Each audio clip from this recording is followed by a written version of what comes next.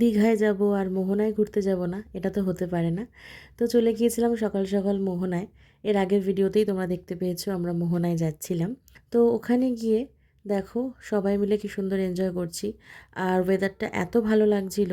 একদম সকাল সকাল আমরা সানরাইজ দেখতে গিয়েছিলাম মোহনাতে। আস্তে আস্তে যত বেলা হচ্ছিল তত কিন্তু লোকজনের ভিড় আরও বাড়ছিল, খুব স্বাভাবিকভাবে। মোহনায় ঘুরতে আসবো বলে আগের দিন রাত্রিবেলা অনেক তাড়াতাড়ি শুয়ে পড়েছিলাম, যাতে ভোর 4টের মধ্যে উঠে পড়তে পারি। আর আমরা চলেও আসতে পেরেছি 5টার মধ্যে।